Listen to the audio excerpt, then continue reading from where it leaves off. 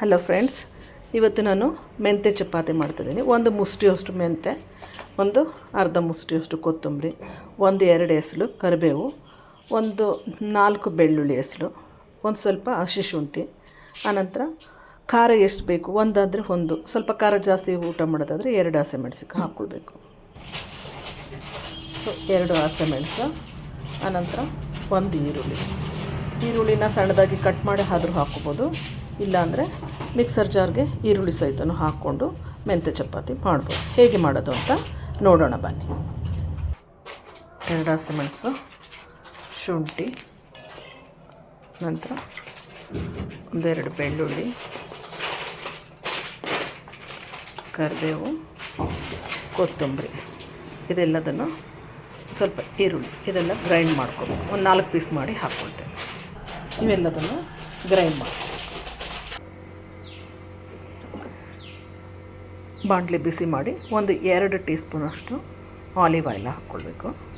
Only 2 tea spoon, ಒಂದು ಅರ್ಧ tea ಸ್ಪೂನಷ್ಟು ಜೀರಿಗೆ, ಒಂದು 1/4 ಟೀ ಸ್ಪೂನಷ್ಟು ಅಜ್ವಾನ, 1 ಟೀ ಸ್ಪೂನಷ್ಟು ಎಳ್ಳು,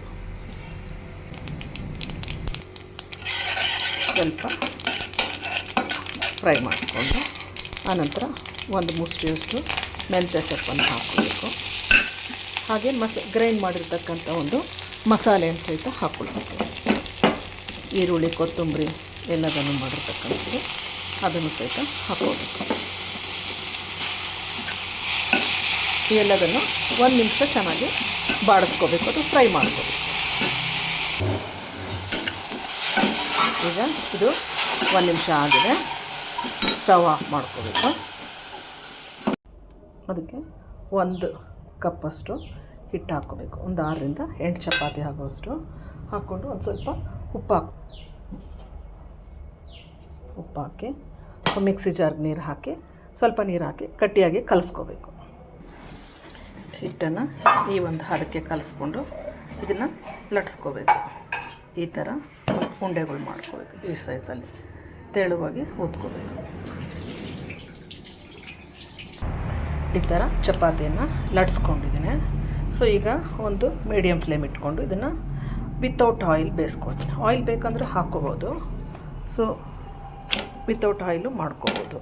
ಸೊ ನಾನು ಆಲ್ರೆಡಿ ಸ್ವಲ್ಪ ಆಲಿವ್ ಆಯಿಲ್ ಹಾಕಿ ಕಲಿಸ್ಕೊಂಡಿರೋದ್ರಿಂದ ನಾನು ವಿತೌಟ್ ಆಯಿಲ್ ಬೇಯಿಸ್ಕೊಳ್ತಾ ಇದ್ದೀನಿ.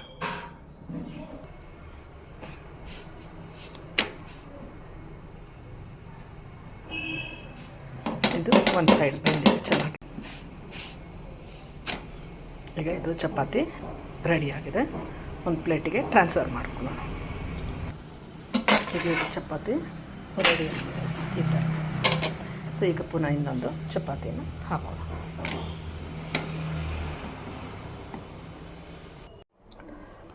ಸೊ ಈ ಮೆಂತ್ಯ ಚಪಾತಿ ಕೆಂಪು ಚಟ್ನಿಗೆ ಬೇಕು ಅಂದರೆ ನೀವು ತುಪ್ಪ ಅಥವಾ ಆಲಿವ್ ಆಯಿಲ್ ಯಾವುದಾದ್ರೂ ಹಾಕ್ಕೋಬೋದು. ವಿತೌಟ್ ಆಯಿಲ್ಲು ತೊಗೊಳ್ತೀವಿ ಅನ್ನೋದಾದರೆ ಸೊ ಹಾಗೆ ಖಾಲಿ ಕೆಂಪು ಚಟ್ನಿಯಲ್ಲಿ ತೊಗೋಬೋದು. ಬೇಕಿದ್ರೆ ಮೊಸರು ಸಹಿತನೂ ಹಾಕ್ಕೊಳ್ಬೋದು. ಈ ಥರ ಒಂದು ಮೆಂತ್ಯ ಚಪಾತಿ ಕೆಂಪು ಚಟ್ನಿ ಸೊ ನಂಚ್ಕೊಳಕ್ಕೆ ಒಂದು ಸೌತೆಕಾಯಿ ಮಧ್ಯಾಹ್ನದ ಒಂದು ಊಟಕ್ಕೆ ತುಂಬ ಟೇಸ್ಟಿ ಕೊಡ್ತದೆ. ಸೊ ನೀವು ಮನೇಲಿ ಒಮ್ಮೆ ಈ ಥರನಾಗಿ ಮೆಂತ್ಯ ಚಪಾತಿಯನ್ನು ಮಾಡಿಬಿಟ್ಟು ಟೇಸ್ಟ್ ಮಾಡಿ ನೋಡಿ, ಲೈಕ್ ಮಾಡಿ, ಶೇರ್ ಮಾಡಿ. Bye bye. Thank you.